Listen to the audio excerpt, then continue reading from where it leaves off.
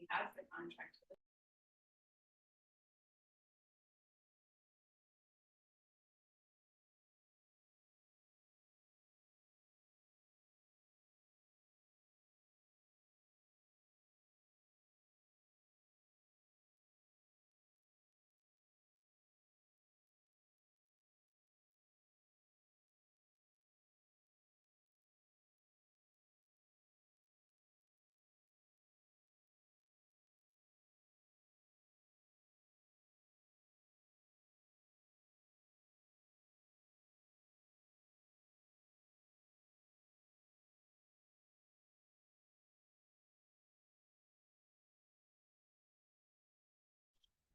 Good morning, everybody on Zoom. We'll get started here shortly.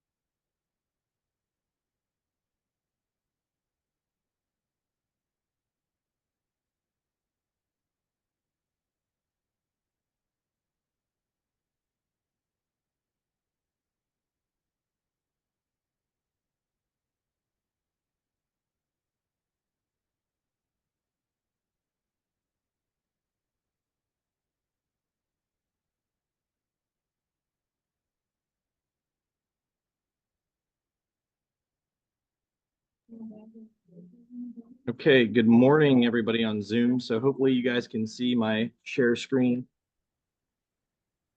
Sheila, you look like you're upside down, my dear. Sheila Crossman. I was like, what are we looking at there? There you are. Look at you. Okay. All right, we'll get started here in just a second. Cassandra, are you getting that to work, or are we using my computer? Okay.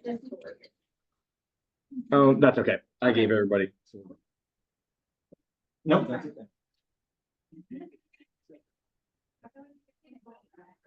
Ready?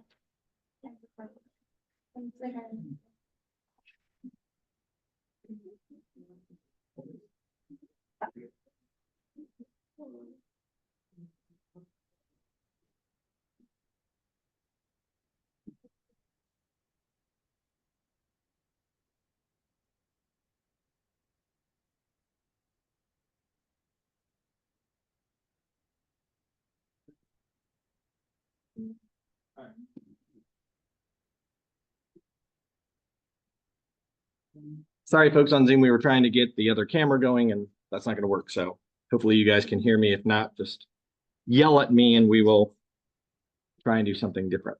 Yep, that's good. All right. So for those of you not on Zoom, the first thing I'm going to go over is this Zillow touring agreement that somebody gave me the other day. And I want to tell you all the reasons why you can't use it. I should just tell you didn't get it.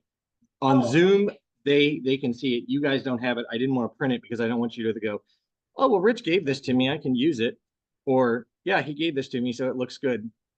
No. So the touring agreement, I had a question. And is there anybody in the room that actually works with Zillow, pays Zillow monthly to get leads? Okay, so a couple of you. All right. Did they send you the touring agreement for Ohio? Okay. So you may have been able to use that prior to House Bill 466 passing. You can no longer use that because House Bill 466 has been signed by the governor. And that basically put 7 things in motion that a buyer agency agreement must be used. And there are 7 things that have to go along with that. One is it has to be in writing. 2, you have to have commission on there. There has to be an expiration date. It has to be exclusive, non-exclusive. There has to be a way to get out of the agreement.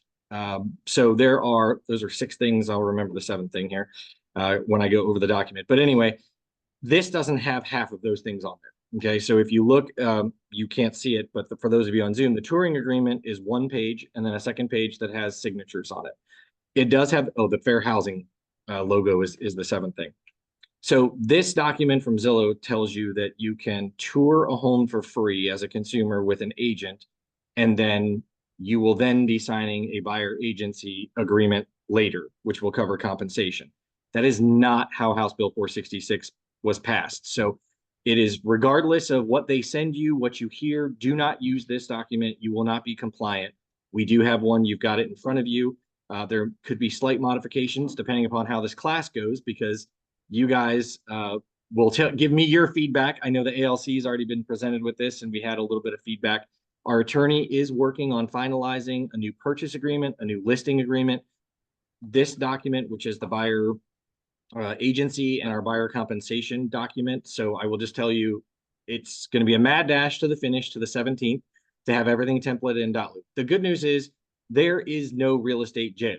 There is no police that are looking for you. So if a mistake is made, if something is not signed correctly for the first few months, we are not going to not pay you. We are not going to throw you in jail. We're not going to do anything, and neither is the Division of Real Estate. There is a grace period, though they haven't said what that is. There will be a few months of a grace period. So please don't panic if you, for whatever reason, get the wrong document signed, don't get something signed. Just know that if you get audited by the MLS, which they can do, you should have everything. So I don't tell you to not worry so that you can just say, oh, don't worry, I'm not going to sign anything. I'm just not going to follow the rules. No, you need to follow the rules, but you don't have to worry about if for some reason there's a mistake made, you're not going to get in trouble. So, all right. So anyway, I don't know if there was anybody on Zoom, like I said, that uses Zillow, but basically the whole point of this is do not use it. It is not legal. Okay. All right. So I'm going to go over the buyer broker compensation agreement because that is the easiest document to go over. You mentioned August 17th. Yeah. Ohio, August 12th. August 12th is when the MLS is removing compensation from MLS now. There have been other MLSs that have already done it. There are some MLSs that are not doing it. I don't know if it's California, the entire state association, but they are revolting against the decision that's been made, and they don't want to use buyer agency documents. They don't want the compensation to go away. But it is August 12th. You do not have to do anything. The MLS will automatically be taking it out. It's just like when we lost the area fields where it was STA01 through whatever. Those disappeared. You didn't know anything different because they were there one day and the next day they were gone. So it's the same thing with the compensation. It will go away on the 12th. That's MLS now. I can't say what they're doing for all, but by the 17th, any multiple listing service that is associated with NAR, that would be it would be, yes, as long as they're complying. Not surprised that California is choosing not to comply. So at any rate, I will say, let's go over the buyer broker compensation disclosure agreement, just because simply that is going to be the new way that you are going to make sure that you are getting paid by either a listing brokerage or a seller or a buyer. Could be all three. You might be getting money from all three of them. So this document does not come into play until when you are writing an offer on a property. Okay, so you have no idea what you wouldn't get the client to sign this, you wouldn't fill it out, you wouldn't do anything. You would have no idea what type of compensation you're actually getting or from whom, assuming it's automatically coming from the buyer the day that you meet the buyer. However, that is subject to change once you write the offer, because the listing brokerage could be offering compensation. The seller could be offering compensation, or a combination of either. All right, so go ahead, Cassandra.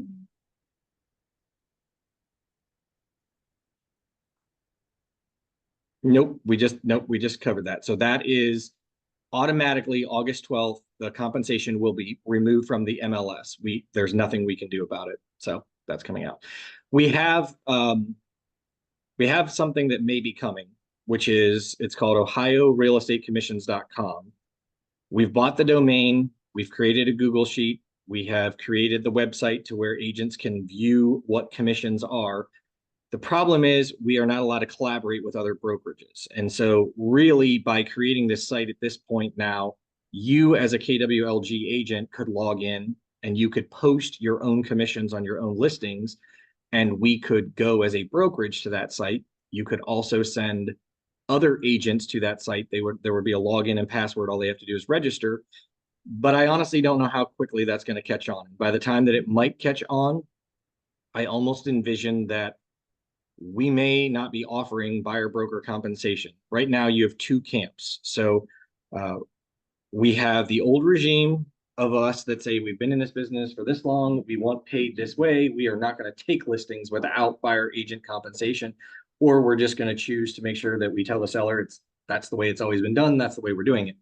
And the seller doesn't have a choice. Well, the seller does have a choice, and you have a choice of whether or not you're going to adapt to stay in business, or if you're just going to do things the way they've always been done. And I say that simply because if you're unaware, EXP has decided that they are not having any buyer broker compensation in their listing agreement. Now, that does not mean that their seller is not going to pay or couldn't pay a buyer broker compensation, but EXP is not paying buyer broker compensation. So what that means is we got somebody walking in. I've got one document for you. The other one you guys have to share.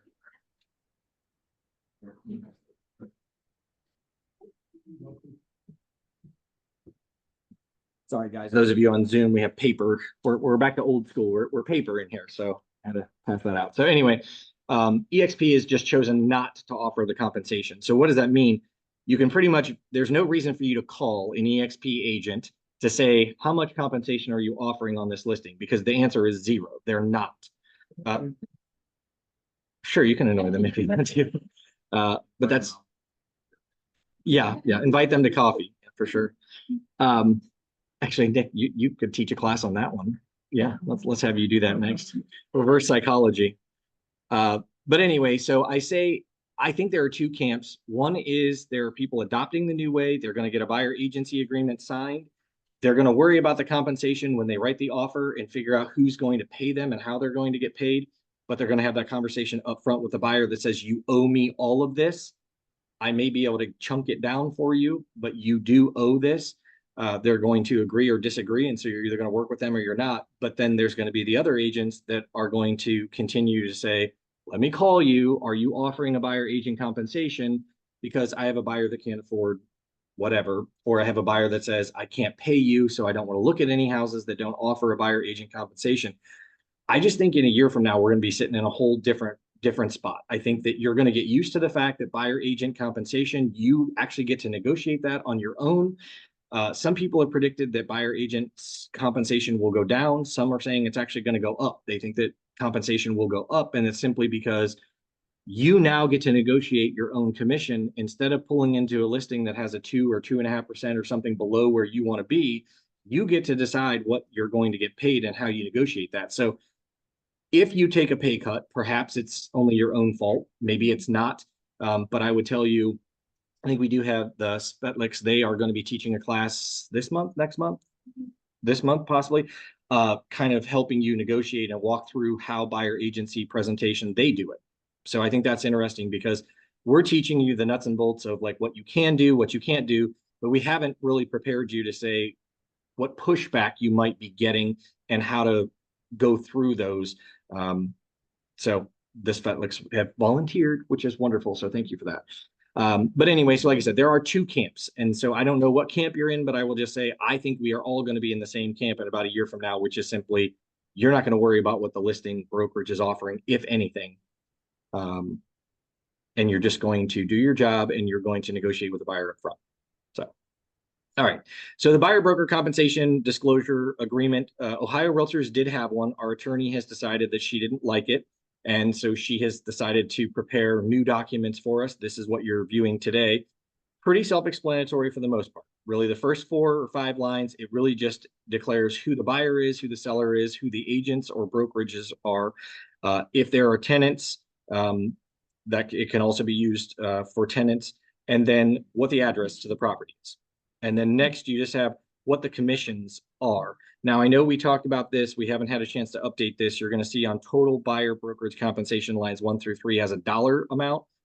We are going to remove that dollar sign simply because agents have felt that they can use either a percentage or a dollar amount. So rather than just making it to where you guys have only one opportunity and that's the dollar amount, you'll be able to use both. So that will be going away. But otherwise, just says the seller agrees to pay X. Now, you don't know what the seller is going to agree to pay. So that's part of your negotiation is when you're doing a purchase agreement is knowing, okay, there are 2 ways that I can do this. I can either ask the seller to pay my commission of X or a percentage of the commission, or on the first page of our purchase agreement, you can ask for buyer concessions, right? So buyer concessions could be in the form of whether it's closing cost, whether it's commission, compensation, whatever it is.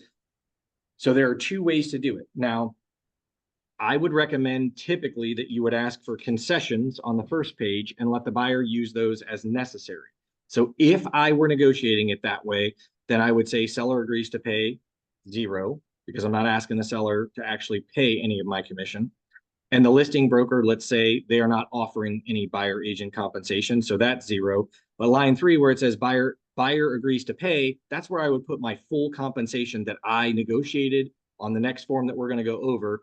That's where I would put that. So the total then would be whatever that amount is. Let's call it $5,000. Sorry, you'll have to share unless I can make another copy. Yeah, if somebody wants to, Cassandra can, yeah. Actually just grab somebody that hasn't written on. Yeah, thank you. That way I don't have to disrupt Zoom. So at any rate, the listing brokerage may not be offering compensation. The seller may not be offering compensation. The biggest thing to remember is if the listing broker is offering compensation, it's line 2. It is not line 1 where it says seller is offering compensation because we are still in our old ways. That is broker to broker compensation. That means that the listing broker pays the buyer's broker, not the seller. So you really have to distinguish and understand if the listing broker is offering compensation, that does not go on line 1, that goes on line 2. The only time you're filling out line 1 is if you are asking the seller to pay all or a portion of your commission. Okay, go ahead. Do we have concessions? Do we to delineate? No. Or it's just concessions? It's just concessions. And so that's my point, is on the first page of the purchase agreement, which you're all familiar with, there is a spot on there to ask for seller concessions for the buyer. Typically, we can only ask for 3% for conventional and 6% for FHA and VA. It is my understanding that you can now ask for 9% on FHA and VA. They will exclude 3% of that for compensation. So you can still only get 6% for the buyer concessions, but you can get an additional 3% if it's going towards your compensation. Now, I've only heard that from a few sources. We have not seen that actually happen yet. Check with the lenders that you're working with to make sure before you write that in, because we've not done it. This is new. So what I would typically, like I said, recommend is you would put on the compensation, or I'm sorry, on the concessions on the first page of the purchase agreement. That's where I would put whatever concessions you're looking for. Okay. So in that case, if we're asking for concessions on the first page of the purchase agreement, again, line 1 and 2 here, where it says seller agrees to pay would be 0 and listing broker agrees would be 0. And I would just fill in buyer agrees to pay. And it doesn't matter how you're getting it, whether the buyer's getting a concession or they're bringing it from their own pocket. Does that make sense? Yep. Okay. Mike? Just the nuance.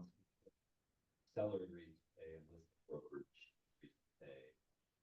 So with that listing, that would be like they already agreed up front to pay 6%, and the listing broker agreed to split that. And you called them up and said, "Hey, are you offering commission?" That would be listing brokerage, right? As opposed to you call them up and they say, "No, we're not doing anything," but through the negotiations, they agree to pay a commission. I'm just trying to get the nuance between. Yeah. So the difference is, as real estate agents, some of us have explained it incorrectly for years, and some of us have explained it correctly. And so some agents have said, well, the seller always pays the buyer's commission, or the buyer always pays the commission because it's built in the price. And none of those statements are true. The actual way that it legally happens is one broker pays the other broker. So when I go on a listing appointment currently and I procure, let's say, a 6% commission and I split it 50-50, the seller has agreed to pay this brokerage 6% commission. Yeah. What I do with that other part of that commission was none of their business for many, many years. We just chose to give away whatever. We then put it on our purchase or our listing agreement so that it was very transparent of what we were actually sharing with the buyer's brokerage. And there was a trail then too. It was in the MLS. It was on the listing agreement. It was negotiated. And so what happened is we got away from what typically would have happened, where Mike, you and I are at 2 different brokerages. I'm the listing brokerage or the buyer's brokerage. Keller Williams collects all of the commission, and then we bring it in, and Cassandra is so kind, she sends a check to whatever brokerage you're at, and then they cut a check to you. Well, people didn't like waiting for their commissions. And so therefore title companies started to say, hey, we'll be kind. We'll put it on the settlement statement from the seller that looks like they're paying 2 different companies, and we'll just write the check directly to those companies. That's where the misconception came in, that agents and sellers started saying, well, the seller pays the buyer's agent commission. Technically, the seller did not. The seller paid all of the listing company's commission, and then the listing company paid it to the buyer's broker. So that's the nuance. That's the difference between the two. Is if you understand that frame of mind, you can delineate between what the seller was actually paying now and what a listing broker is paying. So the listing broker is the one that has always paid us regardless of what anybody says. Yeah.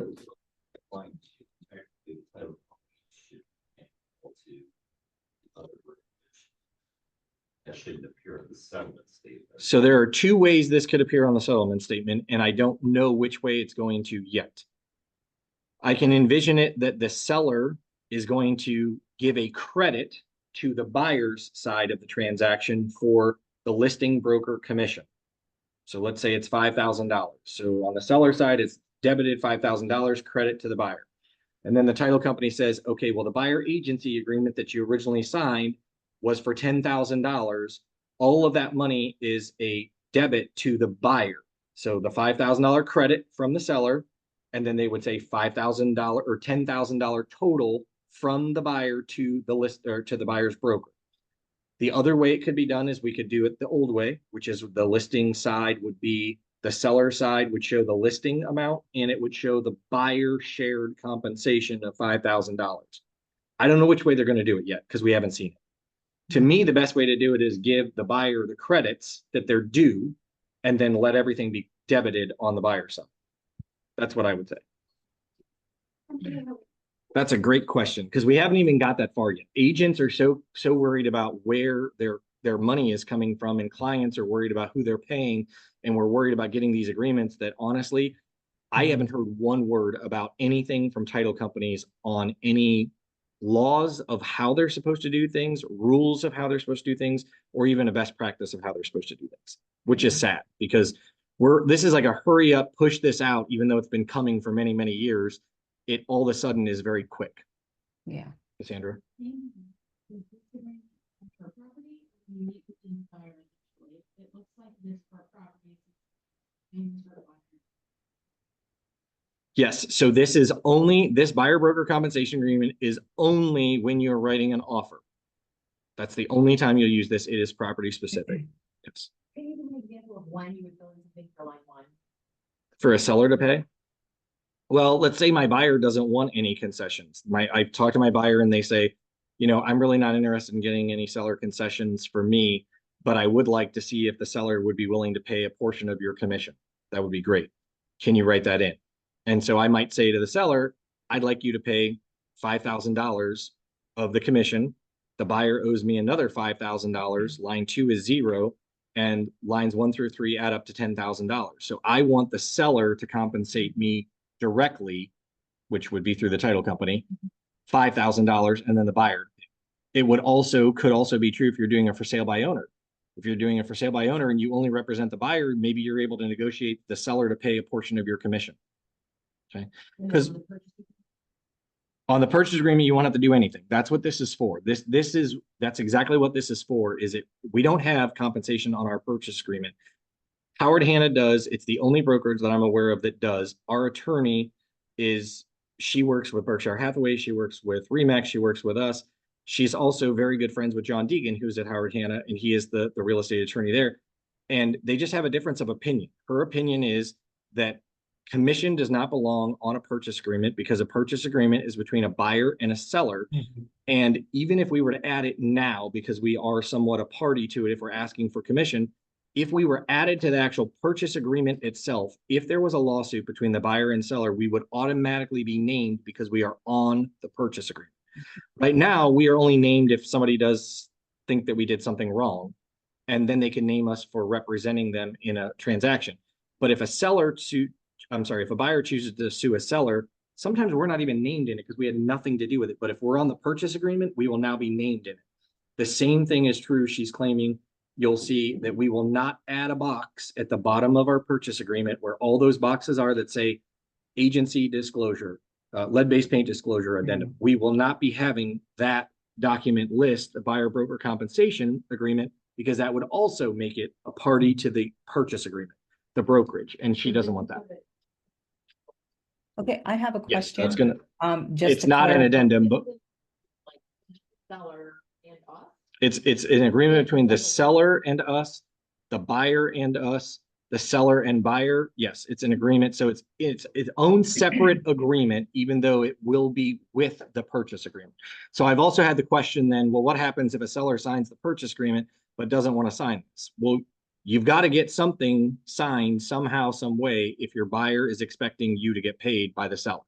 If the seller says, hey, I'm not paying anything and I'm also not paying concessions, hopefully you are going to know that answer up front with your buyer, because what I don't want to hear you say, and I'm sure that there are some agents that will say this, is they'll say, I'll work with you. You owe me a 3% commission. However, don't worry about paying me. I'll get it negotiated in the purchase agreement somehow. You can't promise that. You can't overpromise that because you don't know that you can. You've got to be very comfortable with your buyer understanding that they owe you all of that commission. How you build that commission and how your buyer instructs you to build that commission is a whole different conversation.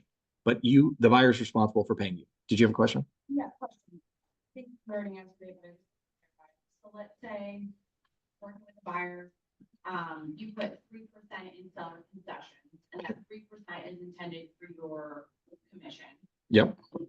On this buyer broker compensation, it would be line 1, 0, line 2, 0, line 3, 3%, total 3%. That's Okay. correct. Yep. Okay. Yep, absolutely. Oh, no, that's okay. Yeah, it was just clarification to say that on this document, if the buyer is paying you all of the commission, then it goes on line 3. And line 1 and 2 would be 0. The seller has to left. The seller does still have to sign it. Yes. Yeah, everybody needs to be very clear of how the buyer is getting paid. The buyer's agent. Sorry. Yes. Question. If the purchase price changes and it's negotiated on like a 3% instead of like a flat fee, do you need to get a new one or do you? Well, you can cross it out and change it just like you do on a purchase agreement. Yeah. Yeah. And that's the thing is, I mean, honestly, when we first envisioned this document, I thought a dollar amount was the best way to do it because it goes off the purchase price and you would just build in a percentage. But also there could be a flat fee. A realtor could say, I'm just doing everything as a flat fee. Everything's a $5,000 commission or an $8,000 commission or whatever. You don't have to do a percentage. It's 100% negotiable, so you can decide what you're going to do.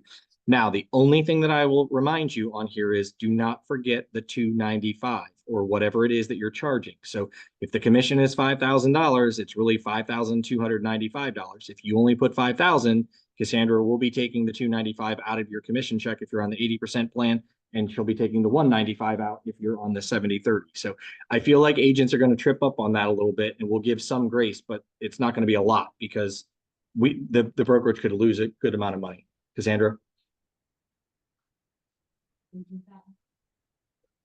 Yeah, the seller, it's illegal for a seller to pay or a buyer to pay you directly. Only a broker can pay a licensed agent. So, yeah. The 295 is still, will that still be in like the purchase Mhm. contract, but we also have to build it in, like include it into this. Yeah. Yeah, you need to include it in on this because again, we have teams that are charging more. We have teams that don't charge it at all or groups that don't charge it. We have single agents that say, I'm not charging it to my consumer, I pay it. So that's up to you. We're not telling you how it has to get paid, but it does have to get paid. If we're using a percentage on here, then we just do 3% plus 295. Right. But to her point, you will have to change the total amount because if the purchase price changes and you're trying to get a certain amount, then that bottom line could change too. Yep. It's one more document, sadly, that you have to update. It's just like going back and forth when you're negotiating the price. Go ahead, Lynette.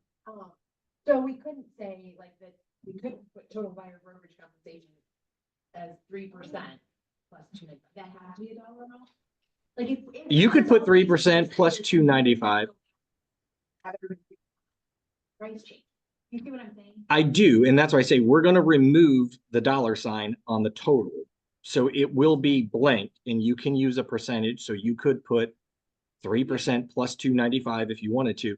But for transparency, which is the whole problem, that's the whole reason of this litigation and lawsuit. I'm just saying that you want to be very clear on this somehow, some way.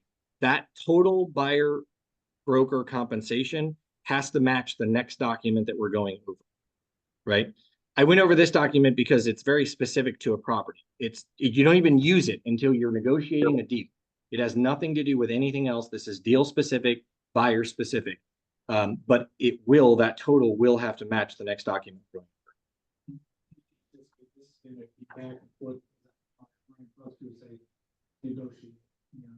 Right. Well, in the MLS, you'll notice that there's a drop down now that's not required. And it does say on your listings, when you put it in there, seller concessions. And the answer is yes, no, or negotiable.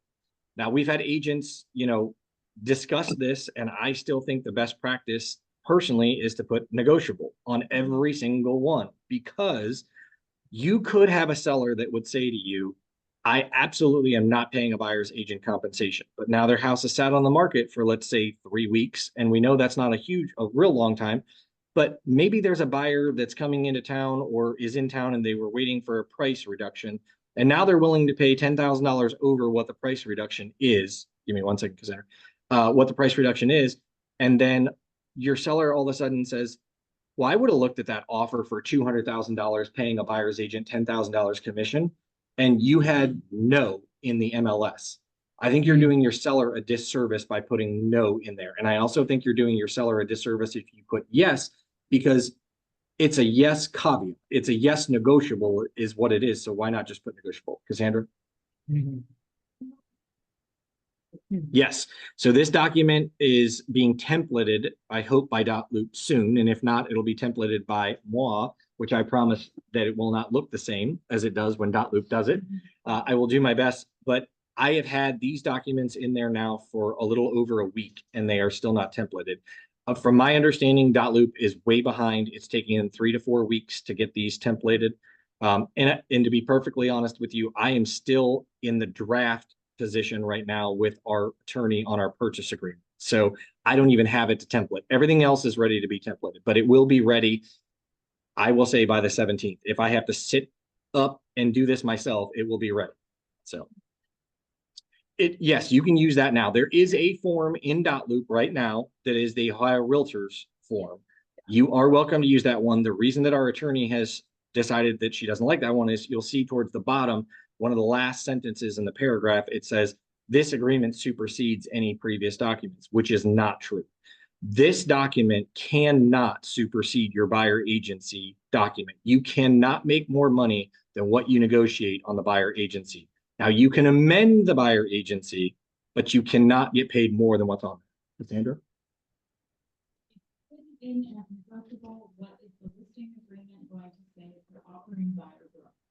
Well, and that's a great question. So the answer is you might not be offering any buyer broker compensation, but you might still put negotiable because, again, for any of us that have done real estate for longer than a day, we all know how indecisive sellers and buyers can be, right? And we also know that no real estate transaction is the same, no matter how much we think that they are.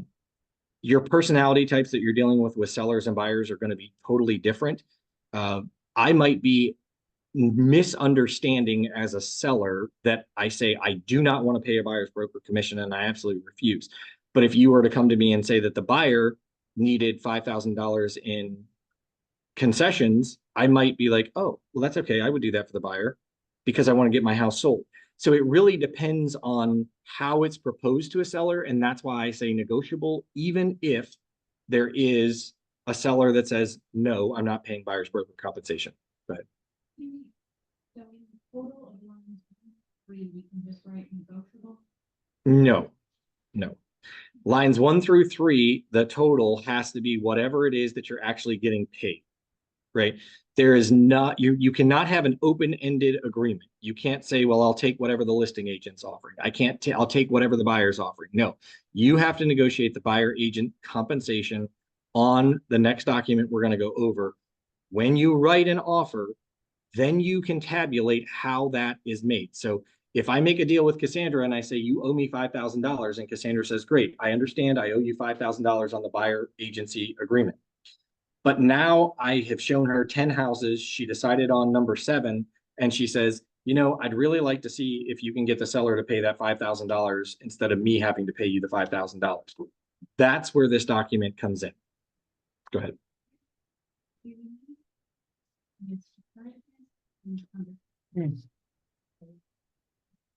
No. So please know there is nothing you need to do before the 17th. These documents will be in there along with an updated form of compliance, so you know what you have to have submitted for compliance. You do not have to do anything for the MLS to take out your current listing compensation. You do not have to change your current listing structure. We're not getting your sellers to sign new listing agreements, addendums. There's nothing. Everything that was done prior to the 17th or prior to the 12th in the MLS, in the case of the commission, that is all staying just the way that it was. So as of the 17th, you will then start to get the new listing agreement signed. Again, worst case scenario, on the 16th or the 17th in the morning, because you raced out of the house to go to your listing appointment and you get the old listing agreement signed, is it technically legal? No, it isn't. Is anybody going to know? They're not. Are you going to go to jail? No. It's so just relax with, like, everybody's thinking, oh my God, on this day, the whole world changes and I'm dead as a buyer's agent. That's not the case either. Yes. No, that's great. This is good. Questions are good. I know, you're good.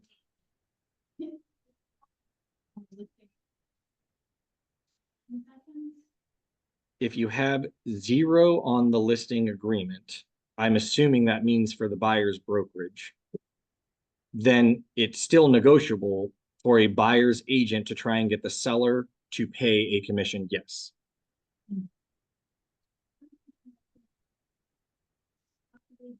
Increase in concessions.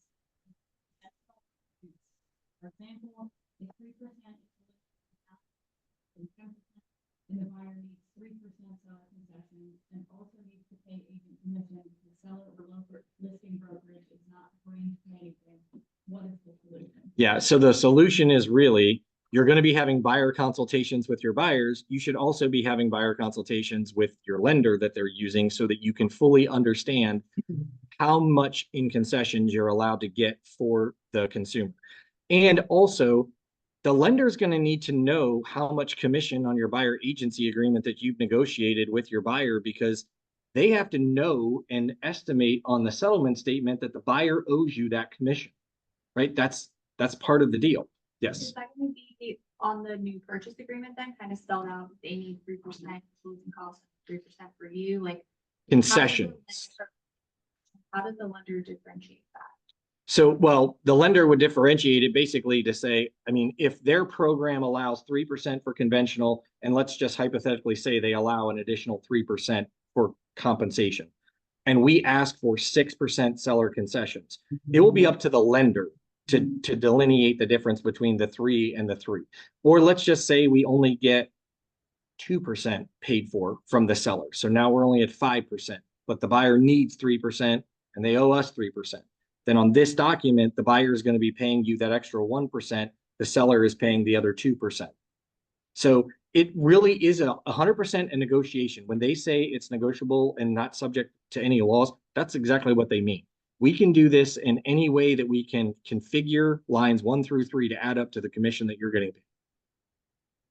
The only time that line 2 will be blank is when the listing brokerage didn't procure any listing compensation for the buyer's broker.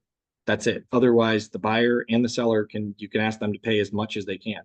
And again, to your point, if you really wanted to, on the purchase agreement, you could only put 3% if it's a conventional loan for concessions, knowing that that's all procured for your buyer. And then when you're writing this form specific to an offer, then you could ask the seller to pay. So that would be line 1. So that would be a very clear delineation between what the buyer's agent is getting paid from the buyer and what the seller is paying towards the buyer compensation. Mike? And so you're not going through sessions. This form is going to be clear enough to the seller that they're paying you. So in other words, we write a purchase agreement up, 200,000, whatever. Okay. And then we're asking them to pay the full 3% or whatever. Towards our, there's nothing on the purchase agreement. This form saying seller agrees to pay 3%. And the seller's got to sign this form. Well, yeah. That would be well known enough that. Well, I mean, if I'm a listing agent, I mean, don't get me wrong, Mike, like I have to tell you, I'm actually, call me a nerd, call me whatever. I'm actually excited that we actually have to get in here and actually get all this information to our buyers and sellers. Why? Because I think that we've become lazy agents for a very long time and we don't pay attention to the documents that we're asking people to sign. There are times where our listing agents don't even have a clue what's contained in our listing agreement. Well, I say to you, when it's you as the listing agent on your side, do you not do a net sheet for your sellers? And the answer should be yes, you do. And I would say this, my question would be, if you were on the listing side, if you don't see a form like this and it's not in the purchase agreement somehow, I would be asking the buyer's agent when they submit the offer, are you seeking any buyer agent compensation from my seller? I would also say that it wouldn't be a bad idea for teams, group, individual agents to actually have a form letter as your first page to the offer that just says offer amount X, seller concessions X, buyer agent compensation X. Just kind of have a summary sheet, if you will, on your first part of the offer. I don't know why you couldn't do that, but if I'm a listing agent, you better believe I'm poring over these documents to figure out and asking the question. There's nothing that stops you as a listing agent from calling the buyer's broker that submitted an offer and say, hey, by the way, I don't see any buyer agent compensation. You're all taken care of there, or did you miss that, or whatever the case would be? Yeah. Go ahead.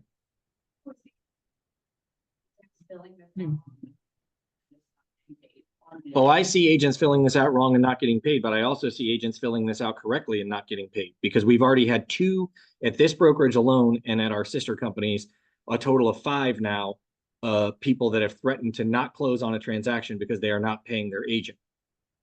So now that puts us in a real pickle because what do? Do we say, oh, well, too bad, you're going to pay it or you're not going to close on the house? Well, now guess what? We might have the seller suing us because if we didn't have a buyer agency agreement or the buyer didn't understand the buyer agency agreement, then we could have another problem. So I'm going to tell you right now, this is all as clear as mud to everybody, and it is not going to be fun at first to go through. We are all going to probably not get paid on a transaction or 2. We might have to take less money than what we negotiated up front with our buyers. We might have a lender that totally messes up, and during the calculation of how the buyer is pre-approved, they might pre-approve the buyer that says, yes, absolutely, they can afford $200,000. And you think, oh, well, I can negotiate the commission and that. And all of a sudden it comes back in underwriting, and now they're only able to provide them with $185,000.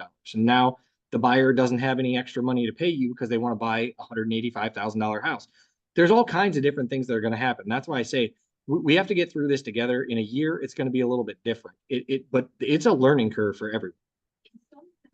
This one, I know there's a state one, Mhm.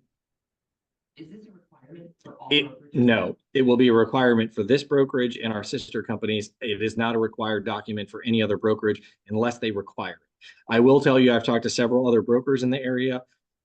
There are brokerages all the way from saying we won't take a listing if they're not offering buyer compensation, all the way to we just aren't going to offer buyer compensation.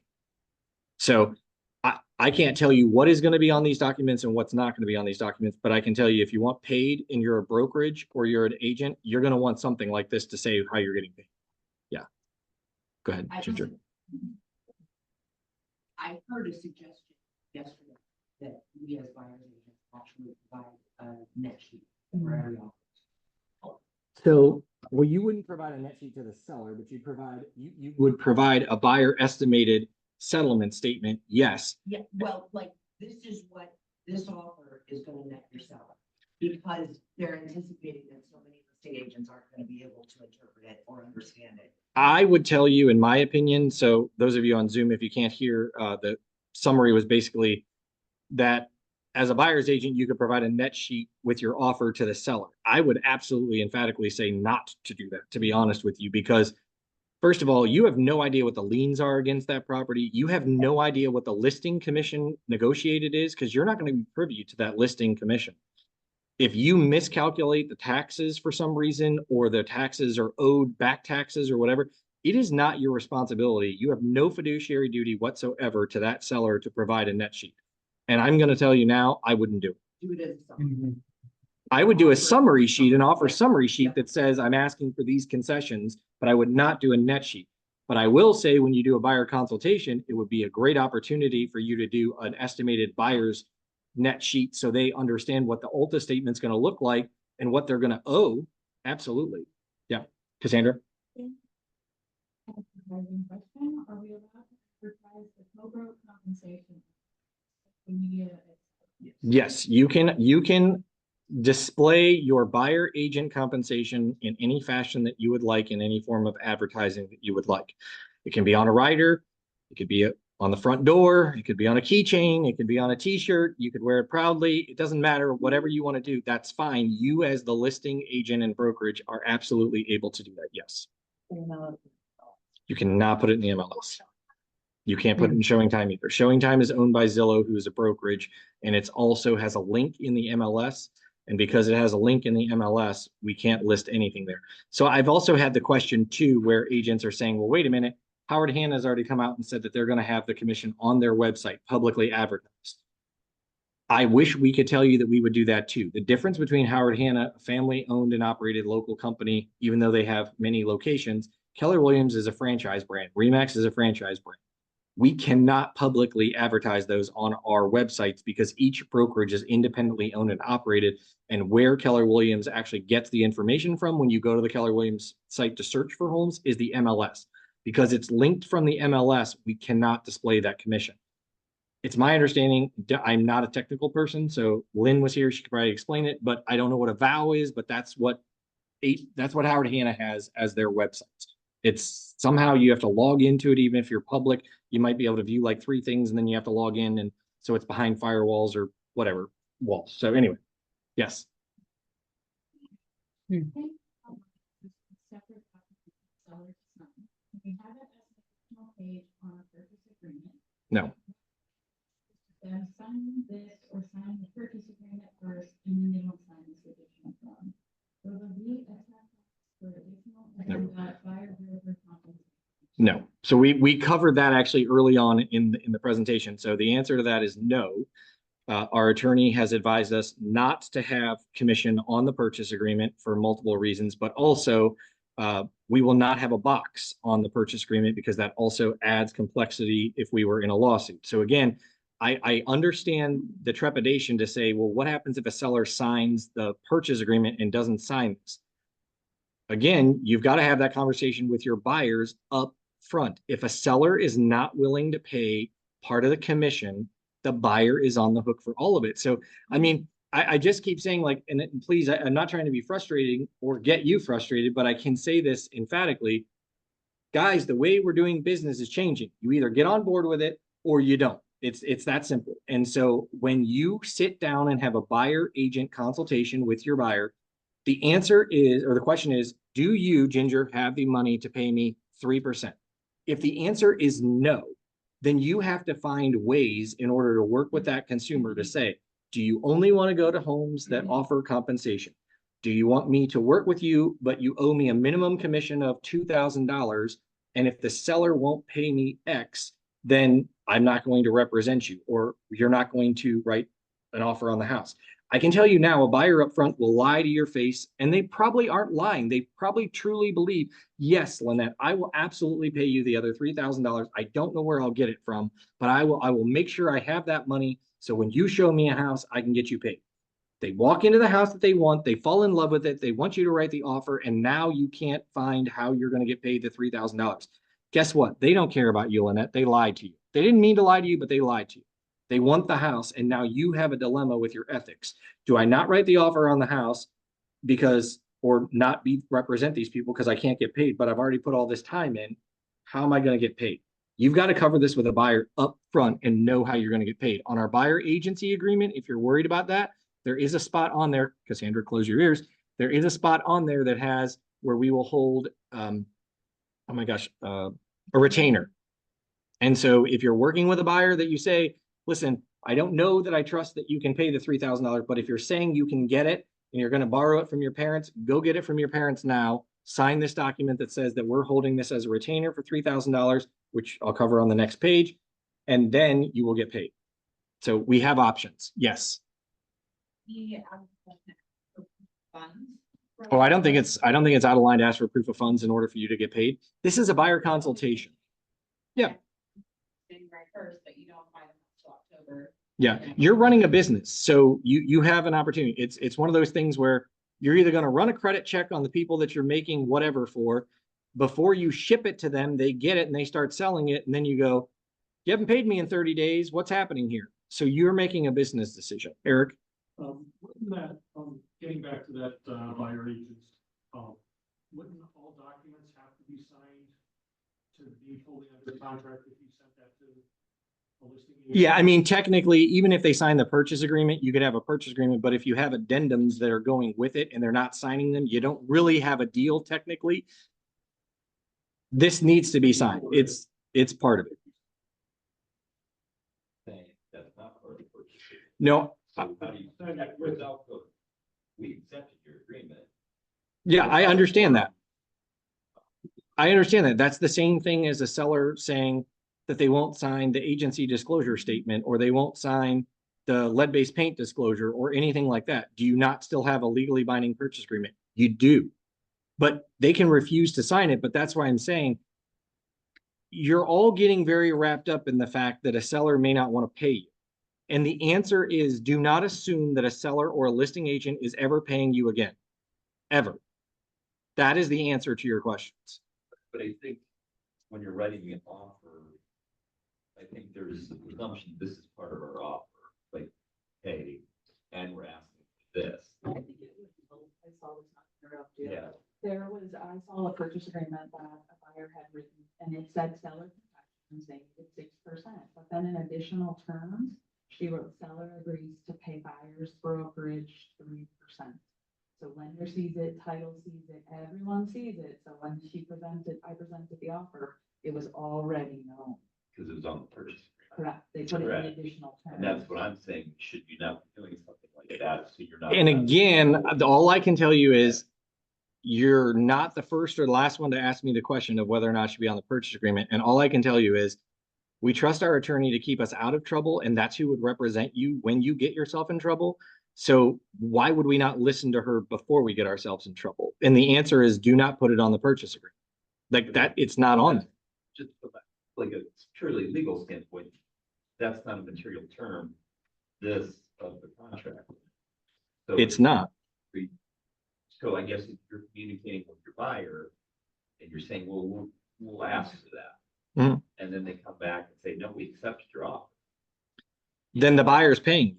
That's Right, my whole right. point Yeah, is yeah. the buyer is still paying you then. So But yeah, I'm just I mean, saying, that to the buyer, hey, we're making an offer here. Oh, and by the way, we're gonna ask them to pay 3%. right. And we don't put it on the purchase agreement, we just put it on this form.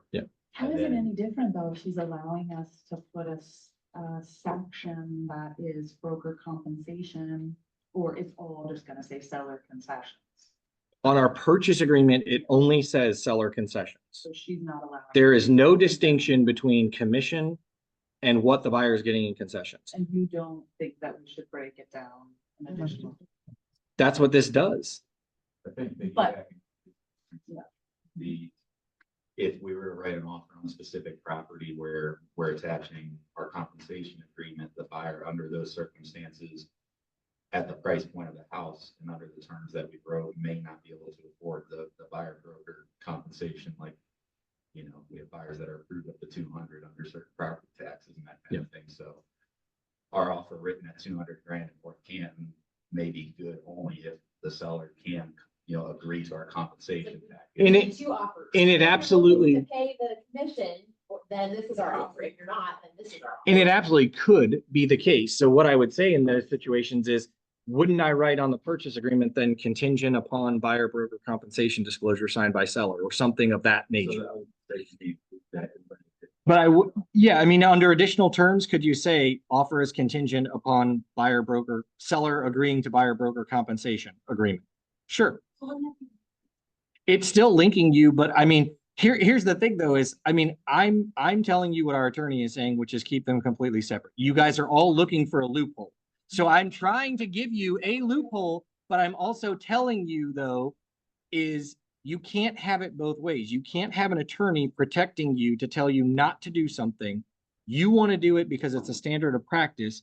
And when you get yourself in trouble, you expect the attorney to get you out of it because she can't. She told you not to do it in the first place. They've got a commission that if you work really hard for, then they're being. Yeah. Yeah, and I realize on Zoom, you guys can't hear all this. Okay. That's fine.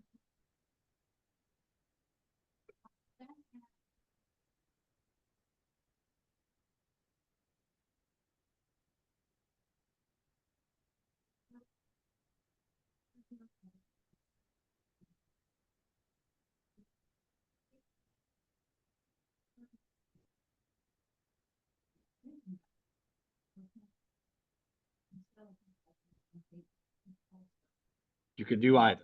Yes. Yes. Not up to 9%, right? But seller concessions, I'll get in just a second. Again, seller concessions is on the first page of our purchase agreement. It has always been there. It is never, it's not going away. It's always been there. So if you can negotiate easier that a seller is willing to give concessions. So if your buyer, to Joel and Ginger's point, if your buyer says, I need this $5,000 in order on this $200,000 house in order to pay you as my buyer's broker. I would use the seller concessions field on the first page of the purchase agreement, and I would ask the seller to pay X in concessions for my buyer. Doesn't matter what the concessions are going for. That's what I would ask for, because it is no longer contingent on this form being signed by the seller that the seller is agreeing to pay this. The seller has agreed to pay on your purchase agreement, to Mike's point, the amount that you're asking for. So this document would then say 0 on line 1, 0 on line 2, and line 3 would say the $5,000. So that's what I'm saying. You can do this either way, but to do it the way that you're thinking, which is I should write on this, the seller agrees to pay X and not worry about the concessions on the first page, that is not the right way to do it. Like I said, when we started the class, I would use this concessions part of the purchase agreement the way that it should be used, which is getting the credit for your buyer. That's what you're doing. How you get paid is then distributed on this document and also in your buyer agency. It's totally decoupled. We all like. Yeah. Well, good. He's like, I started with that. I started with it, but that's okay. Go ahead. I'm sorry. You had a question. Going back to the situation of like, you have an offer, you can't get it, put together because you can't get anyone to pay you. Is there anything like in this document? I don't know that we're getting into the next document. We've taken an hour on one page with like 500 or less words, and we have 4 more to go with 1,000 words. So I don't know that we will try and get through, but yes, go ahead.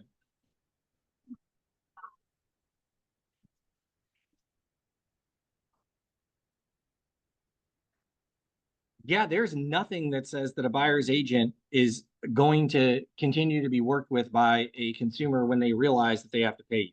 But that's what the buyer consultation is for. I'll cover that next, Cassandra.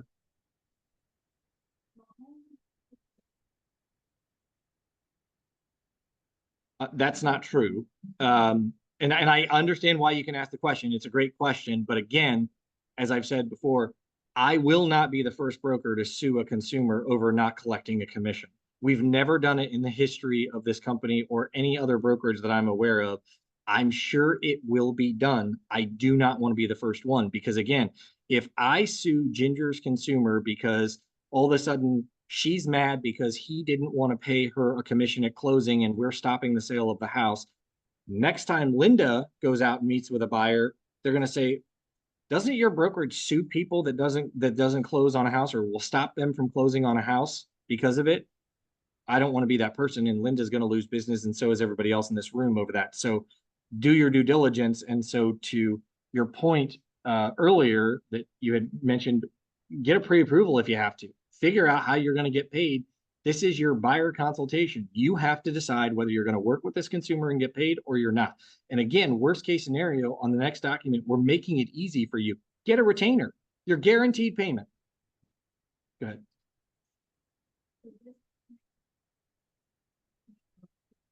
Yes. Yes, it will. It'll be part of the purchase agreement, just like you turn in everything else with the purchase agreement addendum. Yeah, it's another form, and it sucks. I mean, don't get me wrong. Nobody likes it that we have to have another form signed by the seller, the buyer, or the agent. But guys, this is how you're getting paid. It's one more form. And again, I hate to be the old man of the group. Linda, you were here before me, because I mean, Linda helped train me. But I mean, I can tell you, like, I remember the days of going to McDonald's and getting my purchase agreement signed and running it down the road to Linda, who's sitting at Burger King with her client, or running it to their house or doing whatever. Like, I know I sound like the old man, but seriously, guys, you're talking about changing a couple things on a line in your home on a computer. Like, do your job. It's okay. Go ahead, Scott. I totally get frustrated just because it's like, I love everyone and I totally understand the questions, but I'm also at the point where it's like, guys, this is not that difficult. Like, you get to decide how much money you're going to make and how you're going to get it. What could be easier?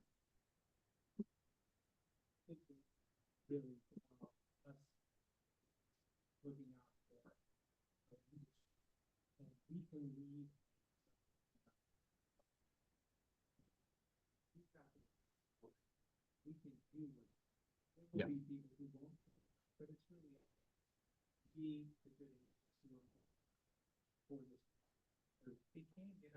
Yeah. Oh, it's going to get ugly. It's going to get ugly and you're going to hate other realtors soon.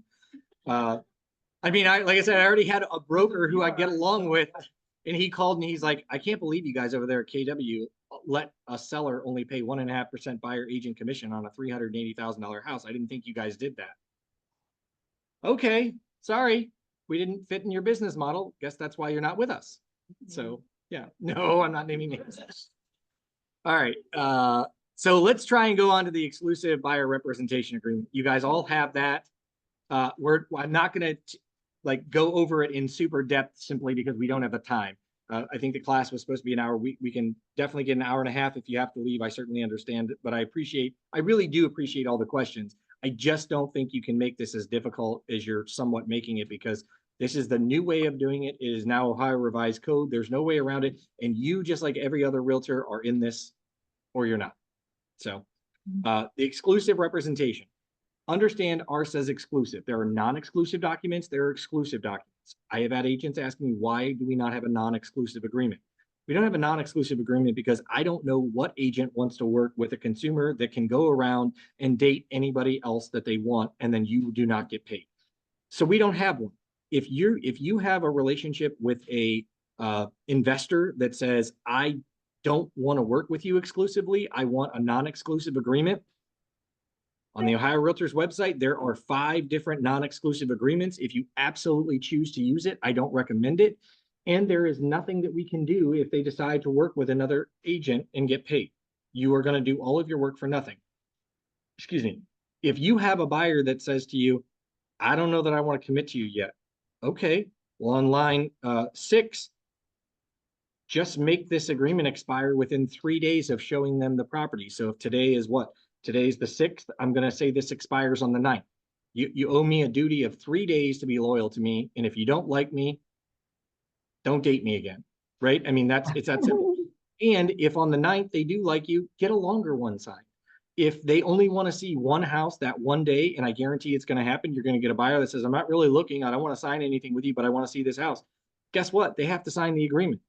So the only way, and I want to be clear about this, and it's going to be as clear as mud like everything else, if you are the listing agent, not the listing team, not the listing group, if you are the listing agent, your name is on the listing agreement. Your name is in the MLS as the listing agent. You are welcome to show that property without getting a buyer representation agreement signed because you are there representing only your seller. You still have to get a consumer guide to agency signed when they walk in the door because you're going to show them that you could be a dual agent or you could just represent the seller. After they view the house, you have a discussion with them. Would you like me to represent you on this home? Would you like me to represent you on any other homes? Do you not want representation? If they say, yes, I would like to make an offer on this property, or yes, I would like to view other homes with you. This isn't the right property. That's when you enter into a buyer agency agreement. Now, what you're not going to like is my next statement of paragraphs here. When you have a team or a group, which we are all dealing with, whether it's this brokerage or another one, so even if you don't like it, this is what it is. If Ginger is the listing agent, and I am on Ginger's team, so Joel is on Ginger's team, Ginger says, I have 1234 Main Street listed for sale. I am the listing agent. Joel, I don't work with buyers. I want you to go show this buyer the property. You must get a buyer agency agreement signed before you show that property. The only exclusion is for the one human being that is listed on the listing agreement, possibly 2 human beings, because you can only list so many on the listing agreement or in the MLS. But you can't make your whole team the listing agent, because if you do, then for the buyer's representative, you're automatically going to be a dual agent and you're going to have to get this signed. Does everybody understand that? Okay, I thought that was going to be harder. Okay. Woo!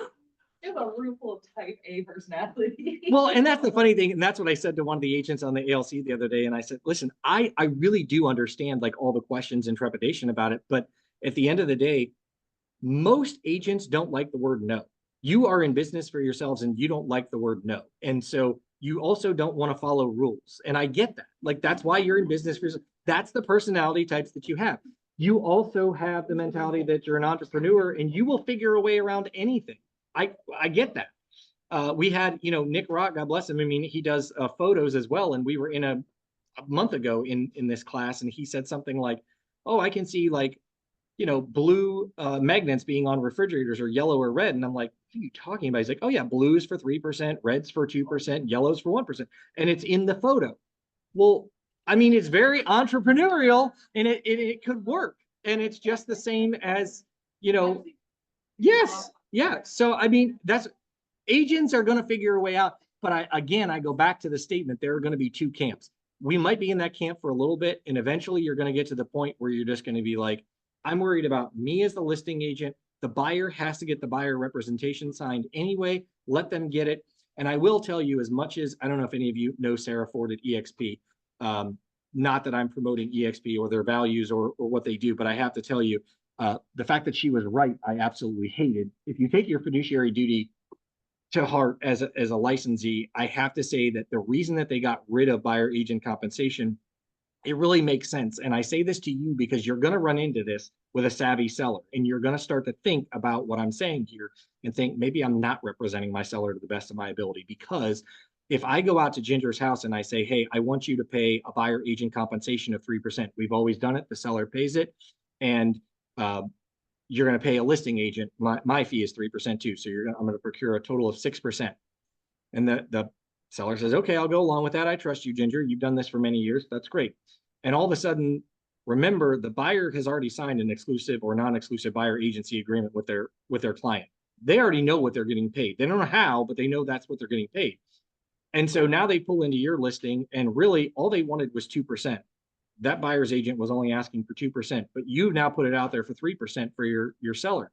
So now, guess what? There's an extra percent out there that either the buyer wants in the form of a credit somehow, or you're going to end up getting the buyer's agent to amend their agreement so they can get paid 3%. Have you harmed or helped your seller by giving away another percent of their sales price? Cassandra?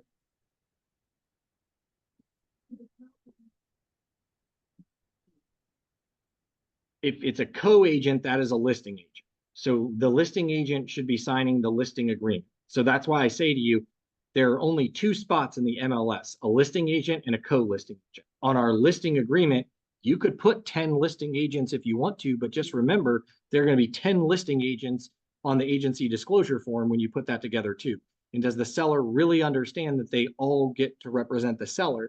That would take us kind of almost back to sub-agency, if you will, which was like back in the early 90s and before. That's not how we run our teams today. That's not how we run our groups. So I would tell you that as a good buyer's representative, I think that you need to meet with every single buyer that wants to look at a property before you go show it to them, and do all the things we've already talked about. So, all right. We've got about 20 minutes less. Like I said, if you guys have to leave, I certainly understand. I appreciate you sticking around. So exclusive representation, we are exclusively representing the consumer in online 6. Shall begin on blank date, so today, and go through midnight on whatever day you choose. Do it 3 months, 6 months, 10 days, 5 days, whatever you want. That's up to you. On line 7, we're asking for the buyer to initial because we want to make sure that they understand that they represent, that they have not, they are not bound by an exclusive written agency agreement with another brokerage. Now, the question I get here is, what happens if they lie? Well, great. They're going to lie, and they're going to tell us that they didn't and they did. This agreement is between the brokerage and the consumer. It has nothing to do with other brokerages. So you as an agent have always had the duty to ask, are you already working with an agent? Nobody does it, but we are supposed to ask that question. So this prompts you to ask the question, have you seen a house with another agent? Did you sign something with another agent? We all have to be signing these. If they have another agreement, they should hang on to it, because that way you can see the date, the expiration of this or the cancellation. Okay. And then assistance to the buyer, it's just going to go over what you're going to do to work with that buyer. Again, for time's sake, I'm not going to go over all these things. Duties from the buyer, it just says that they're going to work on they are going to work with us and make sure that we identify properties that they want to see. If they identify properties that they want to see, they're going to reach out to us. They're not going to call the listing agent or do any of that. And then the property condition and due diligence, it just says that we are real estate agents, just like our purchase agreement does. We are stopping there. We are not home inspectors. We are not lenders. We are not caretakers of properties. We are not responsible for all of those things. And we also have never lived in the property. So you can't come back on us when you moved in three weeks after and the basement's flooded and say that we knew something. We didn't. So this is just being very clear of what our duties are and what we know and what we don't know. And then the professional service providers, again, you can offer survey, title, home inspectors, all of that stuff. But while we may provide that information, we are not saying that they have to use those people. They can use anybody they want, right? So seller disclosures, we have reviewed the seller disclosure with the buyer most times. We're not responsible for what's contained in it. We didn't fill it out. We don't live in the property. You can't hold us responsible for any of those things. Basically, you're relying on it yourself to understand that the seller filled it out, and you either believe it, don't believe it. You can have inspections if you want. Okay. All right, and then this is where the compensation comes in. So on line 60 through 67. So it just says that they will pay a dollar amount and a percent. So on line 62, that's where I would put the $295 or $395 or whatever it is that you've negotiated with them, and a blank percent. So whatever that percent is. I would not fill in the minimum number. I believe our amended one that's in .loop right now will say non-applicable if left blank. And I believe that that's what we want to stick with, simply because I have a fear of saying $3,500 or $5,000, and then you go show a buyer $700,000 house, and all of a sudden they can't afford to pay you or don't want to pay you, and they say, well, hey, you said you'd work for a minimum of $5,000. I can't afford to pay you, and I'm buying the house. You're either going to work for $5,000 or I'm not buying the house. So I don't think you should be filling that out. I envision that as only there if you're working with an investor client that maybe you want a minimum of $2,000 to get paid on any house because you've done all the work. Maybe you've done video tours or whatever it is that you've done with it. Okay. And then the retainer. So again, Cassandra is probably not going to like this. We'll have to hold the money and then credit it to the any sale that happens. If a sale doesn't happen with that consumer, God bless you.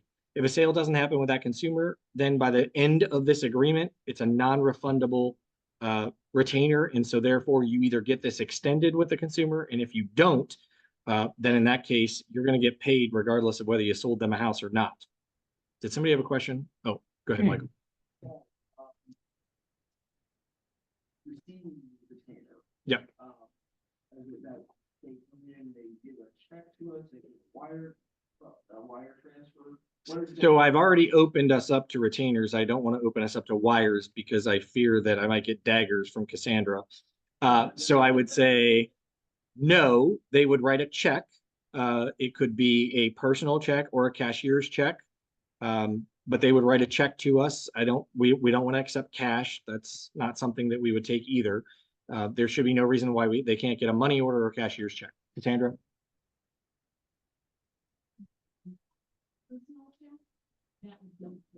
Yeah, I mean, preferably you would get a cashier's check or a money order. However, a cashier's check can sometimes cost a buyer $18, $30, whatever. So a personal check, we really don't want to get paid because we're going to have to hold it for 10 days before we even know if it's good. You know, we deposit it, they're going to hold it at the bank. It could be longer depending upon the amount, the money that's in there. So if you can get a check and it's a personal check, we just may not know it's good for a few days, basically. Yeah, but it's an opportunity for you to get paid up front. Basically, we're not going to pay you until a house closes or this expires. And you could even choose to say, even though it says it's non-refundable, you could say to the buyer, listen, if you ever come back, I will credit this to you in the next 5 years or whatever it is that you want to do. But it gives you an opportunity for those times where a buyer says to you, I don't know that I really have the money, but I can borrow it from my parents, or I can do this, or I can do that.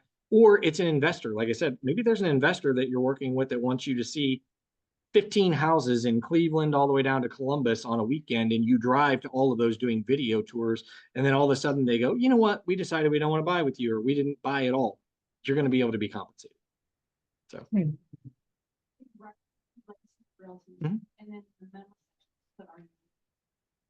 Well, I mean, either you or somebody's going to be handing it to Cassandra and knowing that it's a retainer. So I would just say, give a copy of this document with it, is what I would say. Michael? Would the $295 be deducted from that retainer or not? The $295 would be deducted from the retainer, or you add it into the retainer, either way. Yeah. Yeah. we're collecting retainer fee, are you thinking your full commission amount or just a portion up front and then the remainder be paid at closing in the event you get to closing, or like what would you think would be the best? Yeah, so Carly's asking, would we collect the entire commission up front as a retainer fee? And I don't know that I'd be comfortable necessarily doing that if I were a buyer. First of all, I don't know how much money I'm actually going to owe you because maybe the seller is going to pay. Maybe the listing broker is going to pay. I don't know. So I might say, maybe if I'm working with somebody that's a $500,000 buyer, $200,000 buyer, I might say, right, 200,000, I might say 3,500 is what I want for a retainer. It's again negotiable as well. But my total commission is 6% or 3% or whatever it is. Yeah. Cassandra has a question on Zoom. It will be in the buyer sales folder. So it will be in your sales folder. The current one that's in there is Ohio Realtors, and it's already changed multiple times, but I have not continued to update it in there because it'd be changed once a week. Scott? Yep. But then are able to get a purchase. Hmm. Everything is covered by the seller. Is that money that goes back? Yeah, it's credited back to the buyer. So I mean, we absolutely, I mean, we're not trying to make more money on this than we're supposed to. So if the listing brokerage or the seller, you're able to negotiate them to pay all of the commission, then that's fine. We'll give them back as a credit. Absolutely. Eric? Do you need to have this new one signed by buyers that we have? As of the 17th, everybody's going to be required to have these. So I would say you're welcome to get it. Oh, if you have the old one still, that's fine. Like I said, that's fine. If you still are using the buyer agent compensation, or I'm sorry, yeah, the buyer agent compensation or buyer agreement. Yep. Yep. Again, there's no real estate jail. You'll be fine. That's absolutely fine.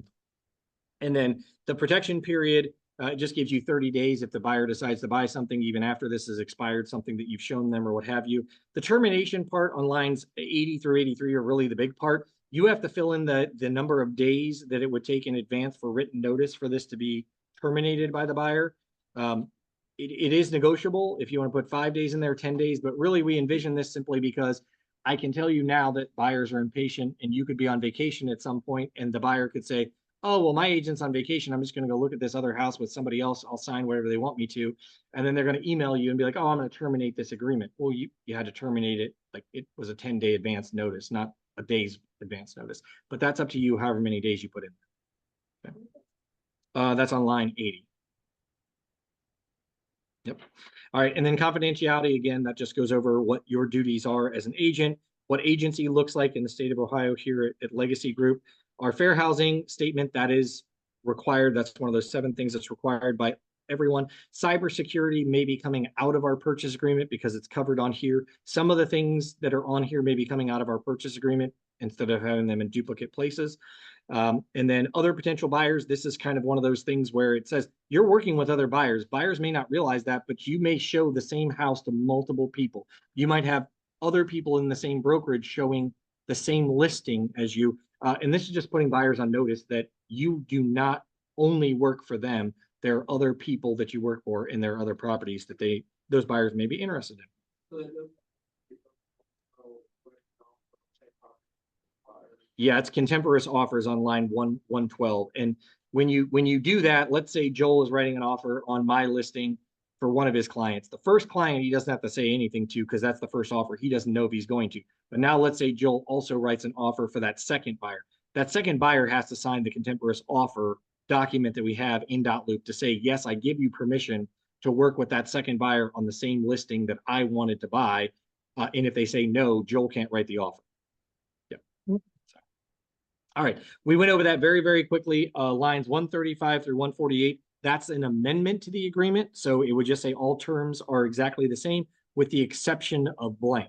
So whatever you're changing, perhaps it's the commission, perhaps it's the expiration date, perhaps whatever it might be, that's where you would go ahead and put an amendment in and then the buyer and the agent must sign it. And I will tell you this too, if the buyer doesn't sign this or the agent doesn't sign it, it's not legal. So we've had plenty of times where agents will bring something and be like, well, I didn't sign it. Like the listing agreement. You didn't sign the listing agreement. It's not really valid because you didn't sign it. Did somebody have a question back there, Michael? So let's just say we run into a team situation, we're about to, I'm running it first, and then have another buyer which come in. person being represented by Tara. Mhm. Is that fine, or because we're a group? So I think this is what's the most interesting thing. So Michael asked a question about groups and teams. And honestly, I was talking to one of the real estate commissioners last night about this because I can honestly tell you that something has to change now with teams and groups based on what they have just put in with House Bill 466. The state of Ohio and Division of Real Estate don't recognize teams at all. The most that they recognize is that your team name can't be more prevalent or bigger, larger, whatever, different color than the brokerage name. That's the only rule they have around teams. That's it. Everything else is what brokerages have done to try and comply with the rules and the laws. So when I say that, that's what changes. I envision like with Jose's team, your team, whatever it would be. If Jose is the listing agent on every single listing, but he doesn't go on buyer consultations, and somebody calls and wants to see a property that has his sign in the front yard, his buyer's agent now has to get a buyer agency signed before they can go show the property.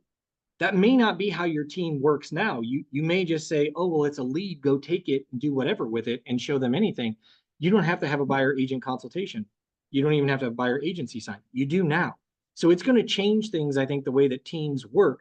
And so in your scenario, Michael, where you say, if Tara, let's say, is the listing agent and you're the buyer's representative, and you have another person on your team that's a buyer's representative, and you and that other buyer's representative are both writing an offer on somebody else's property, you're probably not going to be a contemporaneous offer because you're only representing one of those buyers. The other buyer is being represented by somebody else on the team.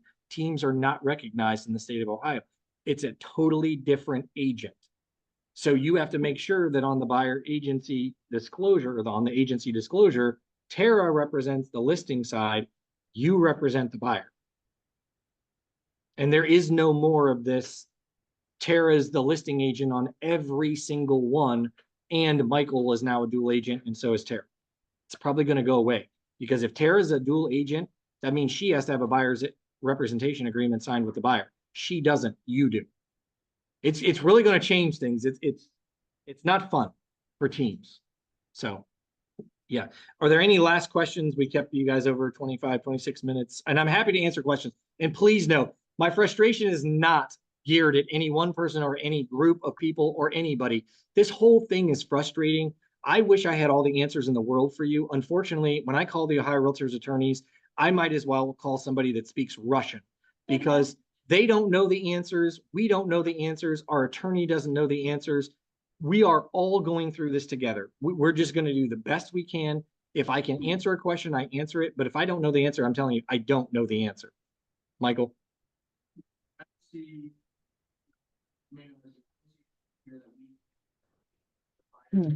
Yeah, there's delegation up here. That's okay. I think it's under the agency.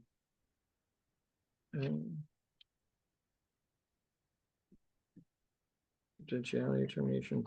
I know it's in here. And if for some reason it's not, I will make sure that we get it covered in here, but I was pretty sure that delegation was covered in here. Might be under the professional services.